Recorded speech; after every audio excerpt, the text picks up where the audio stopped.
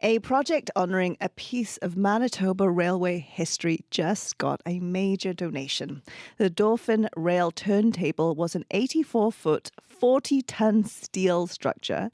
It was used to move trains in and out of garages for repair during the steam locomotive era. And last summer, the city of Dauphin ordered the removal of the turntable from its original home at the Canadian National Railway Yard.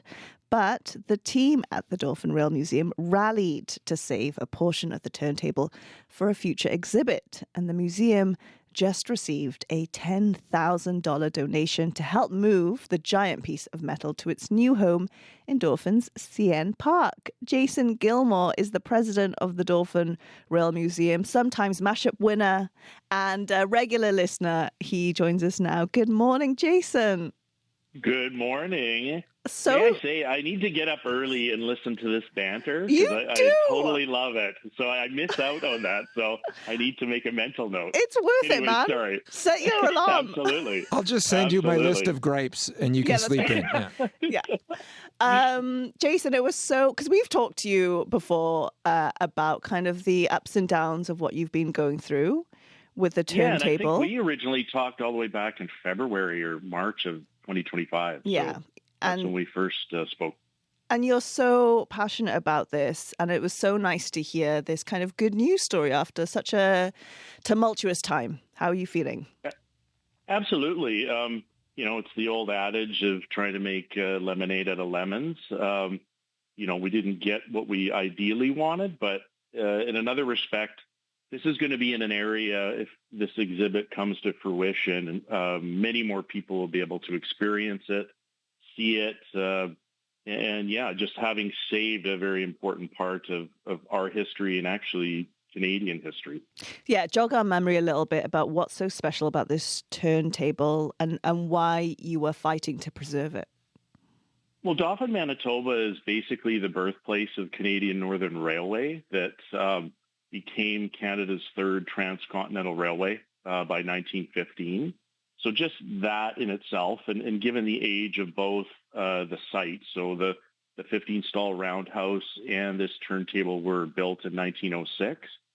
So expansion of immigration, agriculture, so on and so forth. And then, rail being a predominant means of employment here for generations, those are some of the aspects that make it so important. And so this was, at the very least, Canadian Northern Railway's last rail turntable. I know even Gordon Goldsboro had indicated this was Manitoba's last, but we did have somebody online indicate that there is possibly one at the Weston Shops with this Canadian Pacific Railway. I'm not certain about that. But anyways, this is Manitoba's last, and these used to be quite common in Western Canada, and now this is basically one of several in Western Canada, and the last Canadian Northern Railway one in Manitoba.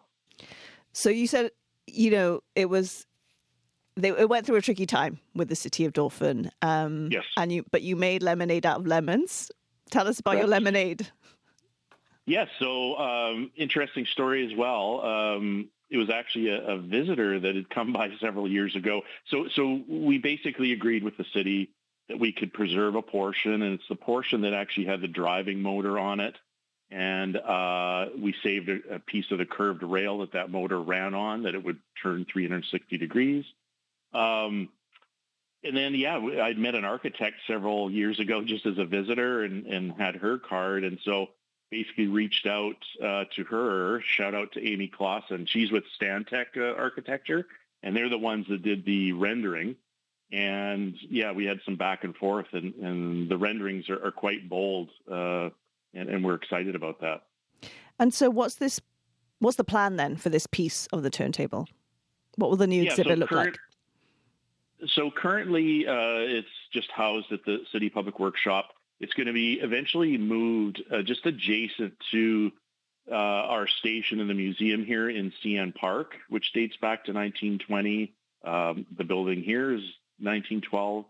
And it'll be an interactive exhibit, so you'll be able to walk up on it. There'll be some interpretive plaques, pictures, things of that nature. So it'll be nice that it's interactive. You can actually walk up on it, and it's in this very historic area of Dauphin. And can you remind people the original purpose of the turntable and why they disappeared? So this dates back to the steam locomotive era that, was the way trains ran originally and kind of ceased in the late 50s, early 60s. But after a certain amount of distance in relationship to Winnipeg here in Dauphin, this is the furthest west you could go before steam locomotives needed some sort of maintenance and so forth. So we had a 15-stall roundhouse, which basically was a mechanical shop for the locomotives. So the locomotive would drive on to this artifact, be turned into one of the 15 stalls, drive in, but also it was used as a mechanism to just turn locomotives in a tight spot. And actually, one of the things I found out that they did use this up until the 70s in the diesel era just to turn around locomotives. You're so passionate about this, Jason. What did it mean to you to get this $10,000 donation to save this part of the turntable? Huge. This is the sense of community. So Don Tarrant over at Right Side Equipment Limited, they're a kind of farm implement and machinery company. They reached out initially, like we were looking at trying to save the entire 84-foot turntable bridge, but just when we explored it, having enough space to place that, it just didn't seem feasible. So he stepped up then once we got the rendering of the exhibit, and yeah, they've been great to work with, so we're excited. What's it going to take to move? So how much of the turntable will you be moving, and what's it going to take to move such a large piece, a heavy piece? Yeah, I don't know all the dynamics, but it's approximately 24-foot portion of the 84 feet. One of the important things, too, is prepping of the site, just ensuring that it's stable, because this piece is still approximately probably 40 to 50,000 pounds. Wow. So right now we're kind of in the engineering phase. Yeah. And there's a little bit of a cement retaining wall portion, too. So, yeah, we're kind of in the engineering phase. And ultimately, we're in the fundraising as a nonprofit. Many deal with that on a daily basis, so that's kind of where we're at as well. Well, you're going to have to keep us posted. Absolutely. Absolutely. Throughout this whole project. We're all invested. You're also marking some railway anniversaries in Dauphin this year. What do you have planned?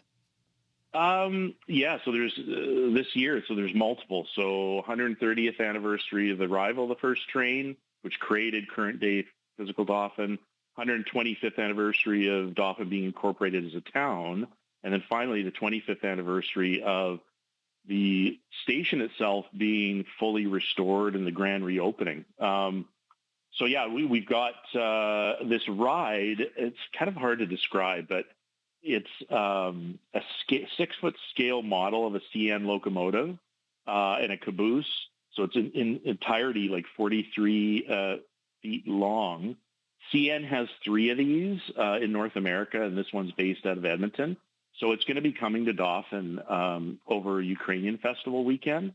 So July 30th through August 1st, it'll be in and around town. So we're hoping to use that as a bit of a educator of the project, and then also maybe as a fundraiser as well.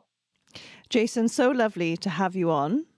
Keep us posted with all the developments. I expect you to call back in 2 hours for the music mashup, you and your dad. Yes. And can I make a little mention just about the fundraising? Yeah, of course. So the city of Dauphin is accepting donations on our behalf, and they're issuing tax receipts. So that's a nice plug to them stepping up. Yeah. So if somebody wanted to donate, their address is 100 Main Street South, Dauphin, Manitoba, R7N 1K3. And if it was a check, just in the memo, write turntable. So that would be a help. So any amount, we'd appreciate it. That's great. And if somebody does donate over $250, we're going to have some recognition insofar as a donor wall. It's great to hear the city coming together on this after all the ups and downs. Thank you so much, Jason. Tell us about the song that you chose today. I know.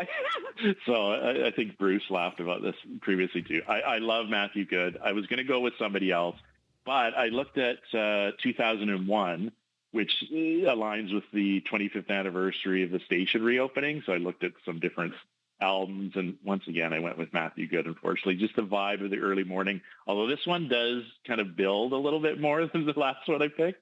But once again, kind of fills the vibe. And there is a little nugget in there where he talks about 1989. That's the year that I graduated high school. Oh. Actually, Matthew Good's the same age as me. So I just like that little element too.